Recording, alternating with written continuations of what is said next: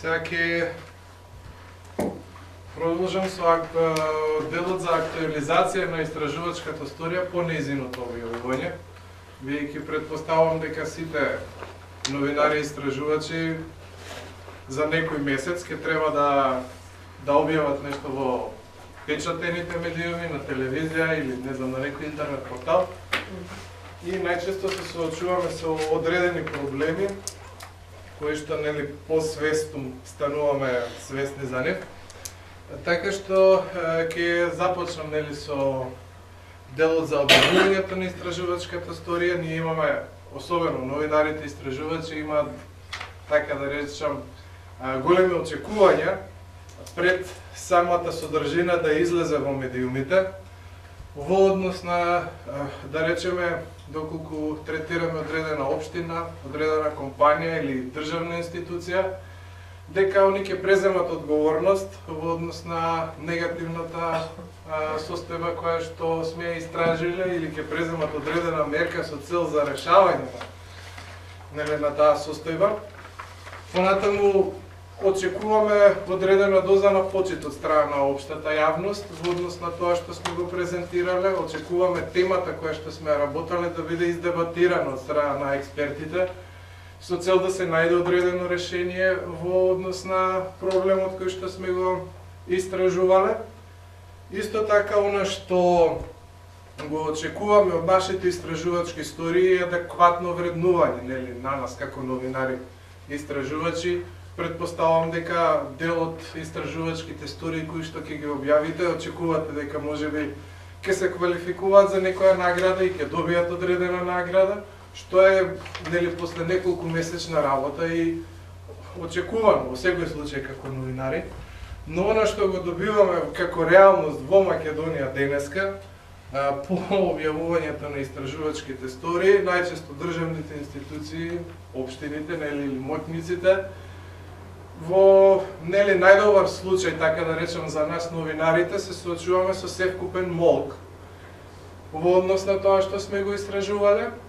Се дека не дојде нели паралелно со пропагандата, спинувањето, минимизирањето на проблемот и така натаму, значи да се одлече вниманието од страна на јавноста.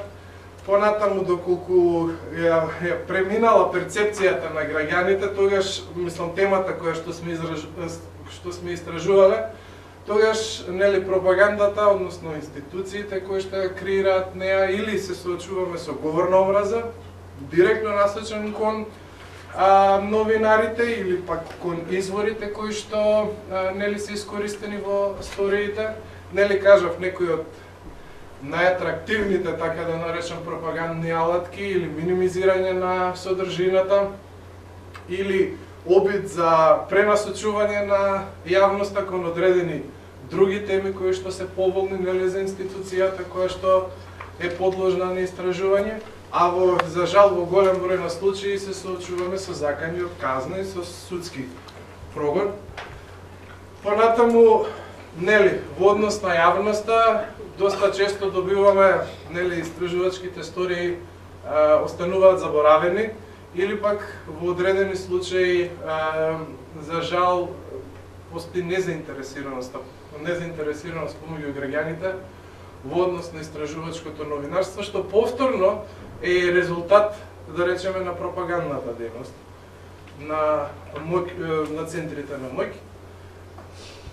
И нели, од страна на самите новинари, колеги, доста често се соочуваме со говор на омраза или со пропаганда, кои што се иницирани од институциите кои што практично се засегнати од проблемите кои што сме ги истражувале.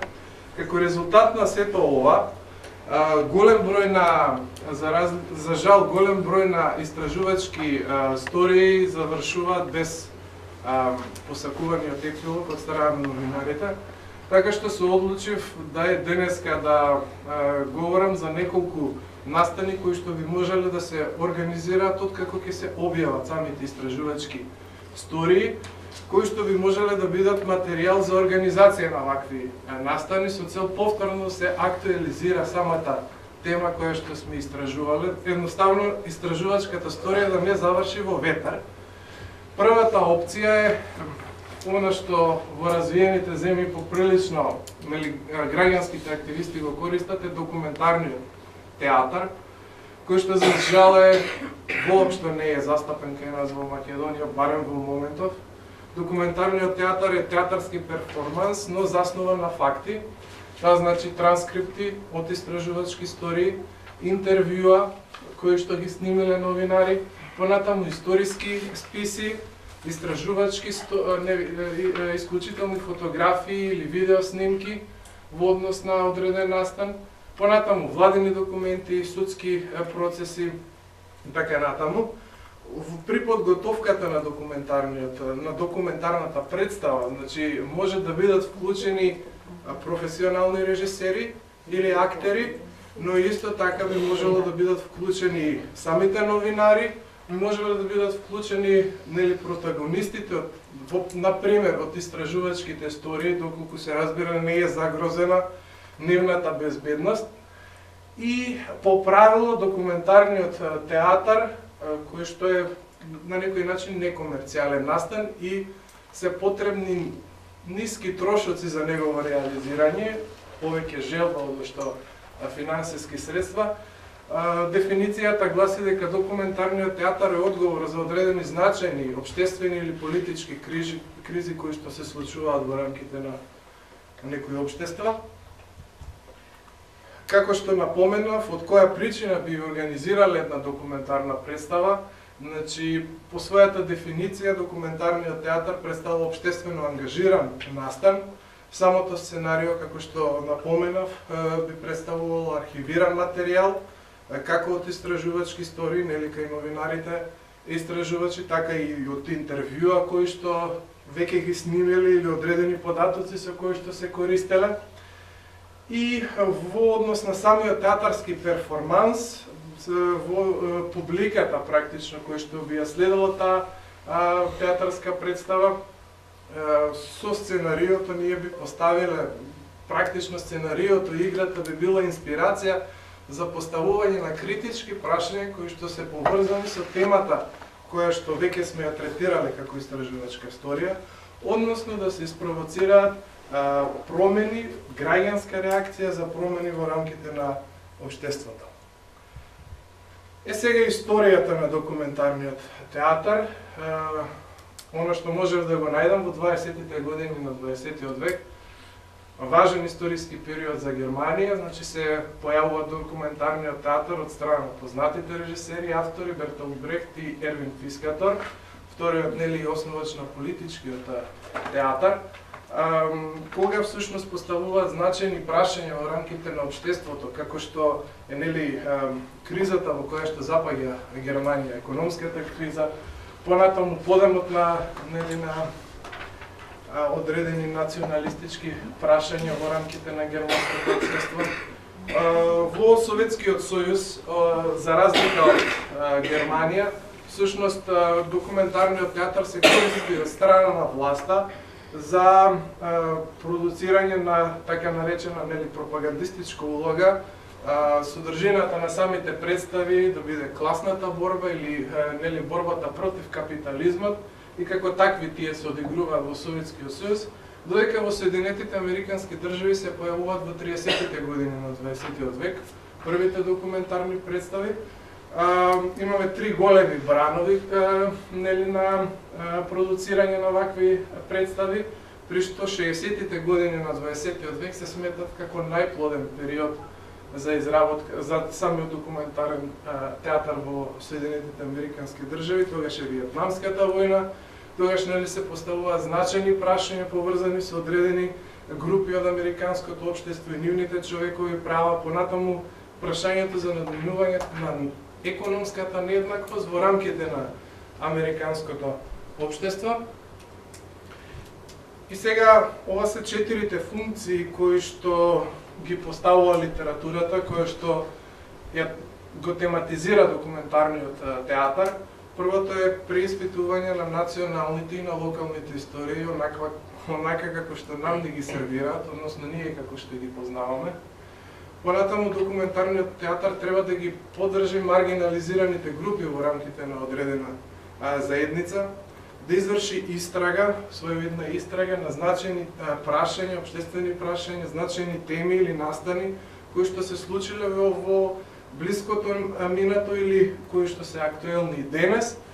И се разбира самото сценарио да биде засновано на информации, односно да биде јасно и поучно во употребата на самите информации во насока на одредени промени во заедницата. Ова е веројатно најпознатата, така да речем, документарна представа Fires in the Mirror. Настанот, поводот врз основа на кој е изработена оваа представа се немирите во Бруклин во 1991 година. Значи, после овие случувања, всушност, режисерката, која што е воедно и сценарист, ми се чини дека игра во рамките на самата документарна представа, прави интервјуа со лицата кои што биле вклучени во рамките на самиот настан, во рамките на самите немири, значи граѓани од Бруклин, понатаму познати професори, писатели, политичари кои што на некој начин го тематизираат одржаниот настан, кој што бил значаен за американското општество.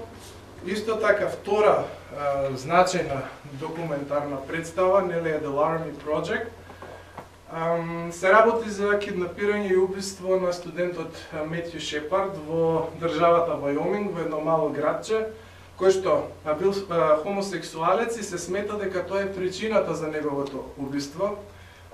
Режисерот Кауфман оди во Вајоминг, прави 200 интервјуа со граѓани во градчето врз основа на тој материјал, прави сценарио за да ја подготви документарната представа, која што во времето на конкретно 90-тите години било одиграна во многу градови во Соединетите Американски држави.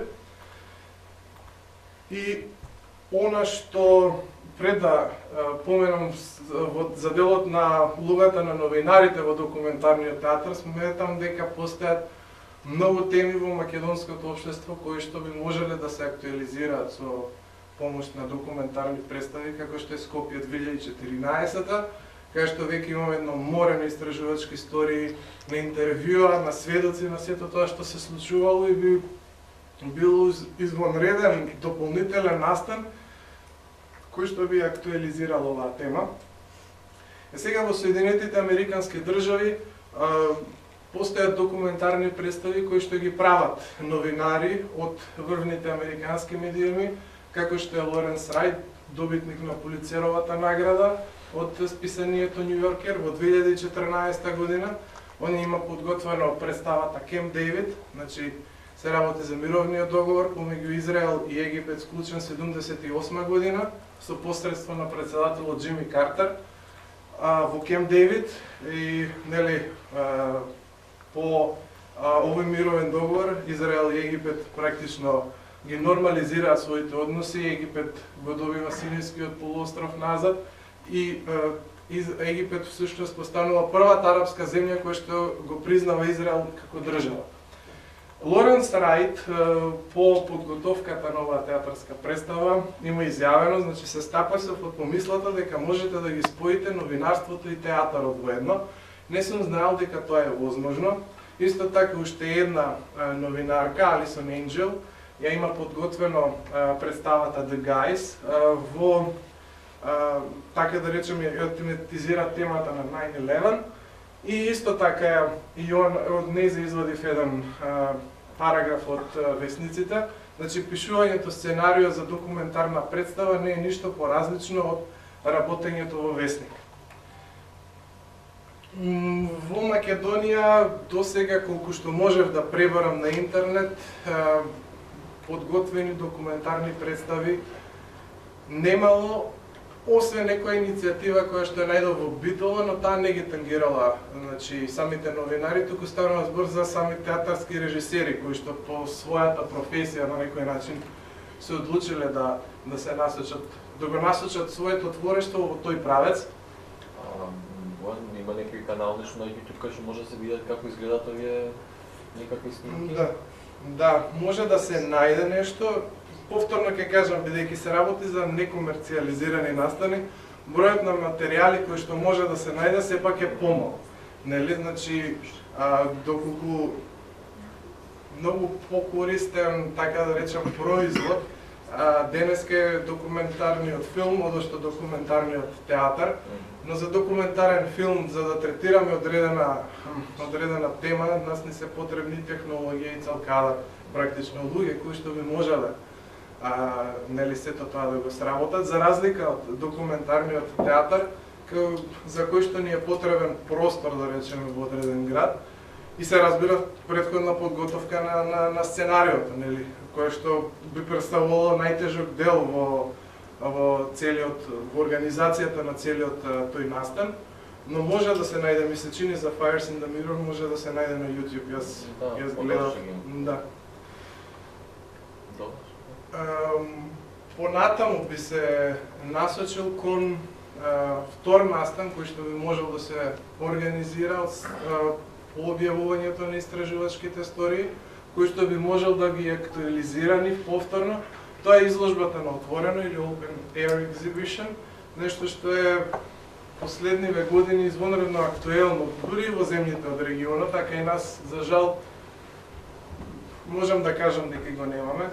Значи, репродукција на уметнички, на книжевни или на новинарски дела, на паноа, кои што би биле изложени на прометни локации во рамките на градот, значи паркови, плоштади, пешачки зони. Која е предноста на изложбите на отворено? Се разбира, откако со една истражувачка историја не би можеле да направиме ништо, но со збирот истражувачки истории ние би можеле да подготвиме една ваква изложба. Предноста би била бесплатниот влез, за разлика од голем број на музеи, на галерии, и локацијата на која што се наоѓа, значи фреквенцијата на луѓе која што е голема, тоа значи дека достапноста до граѓаните кои што би можеле да видат самата представа, самата изложба исто така би била голема. Во најголем дел на случаи, значи овие изложби на отворено сепак се организираат во некаква соработка со музеи или со одредена галерија, бидејќи нели искуството на куратор во одредени случаи исто така потребно за да се подготви нели самото репродуцирање на материјалите, но на интернет можем, барем јас сретнав и изложби кои што се организирани од сами граѓански организации, односно од одредени иницијативи.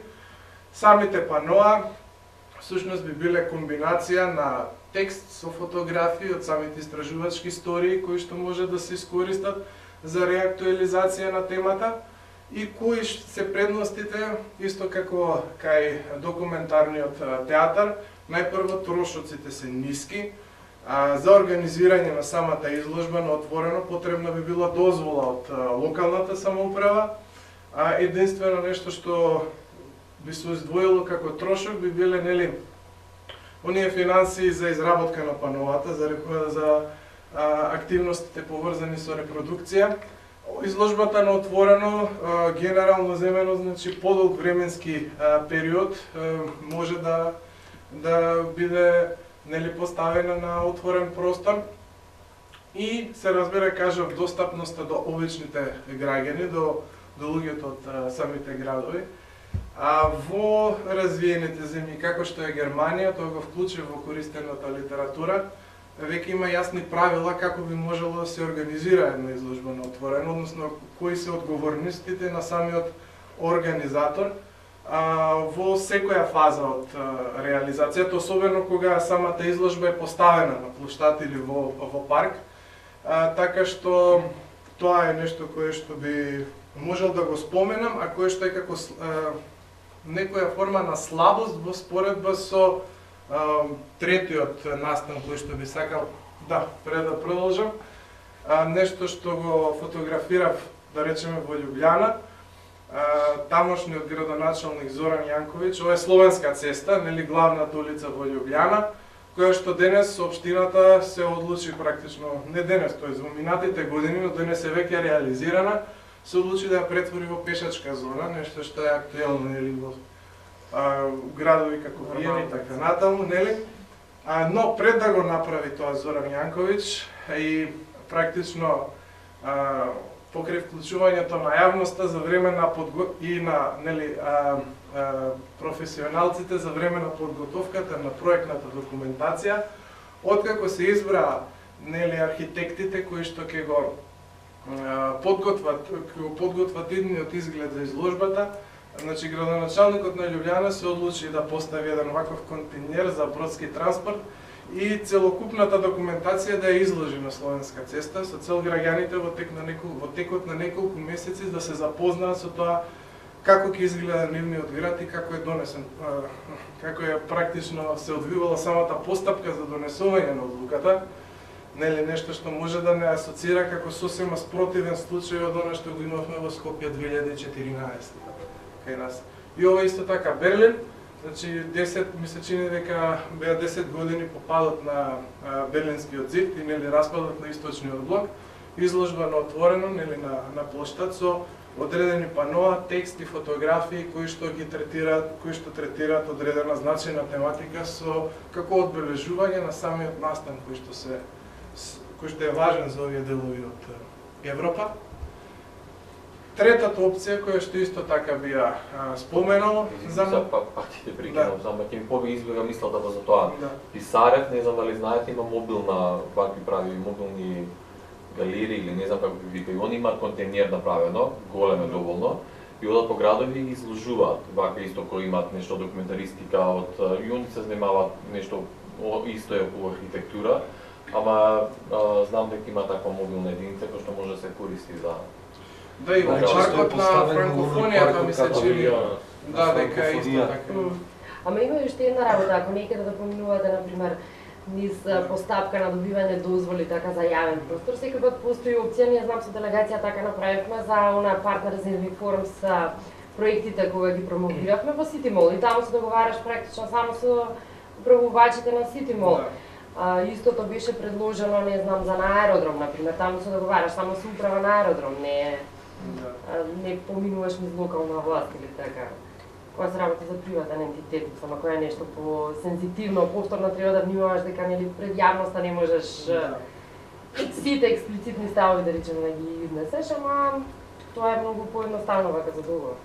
Да, во однос на, да речеме, на документарниот театар, предпоставам дека има некои френдли институции во Скопје како што се, не знам, Дуња или МКЦ или Кинокултура кои што би можеле да се контактираат за организација на некој ваков настан. Тоа не е толку фреквентно само од друга страна.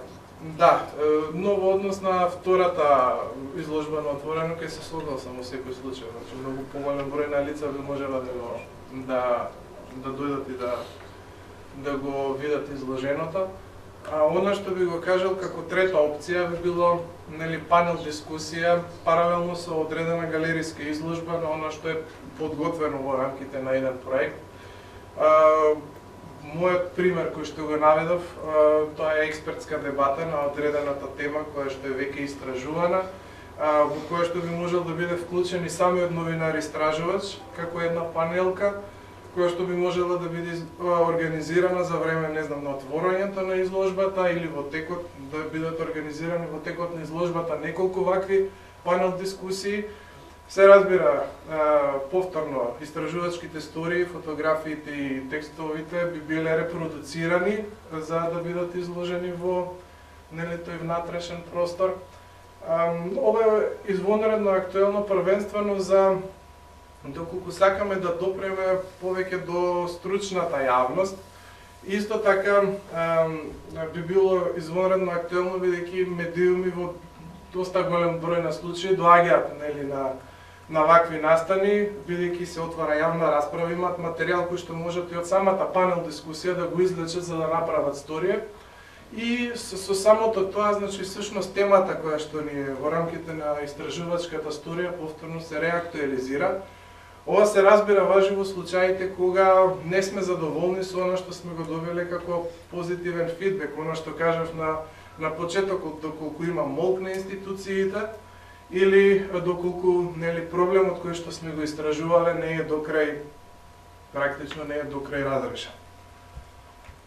Сега, оно што на самиот крај би сакал да го кажам, Значи, самото организирање на настан, тоа е всушност еден нов комуникацијски канал кон јавноста. Значи, пораката која што ја праќаме на некој начин репродуцирана од оно што веќе е објавено. Значи, актуализацијата на истражувачката сторија би можело да се одвива во подолг временски период, дури во однос на документарниот театар. Но оно што е значено дека самото објавување на истражувачките стории е се уште централен настан. Значи, ваквите настани не можат да представуваат замена, да се субститут за објавувањето на истражувачките стории низ медиумите. Така што би кажал дека се работи за настани, на некој начин промотивни настани, кои што би биле дополнување, но не и исклучување на останатите промотивни активности. Значи, секоја од овие опции предпоставувам дека или сте имали искуство со други промотивни настани, или пак би можеле сите тие да се комбинираат со нешто што веќе го споменав како идеја, и ова е дел од литературата која што ја користив за да го подготвам ова последна сесија.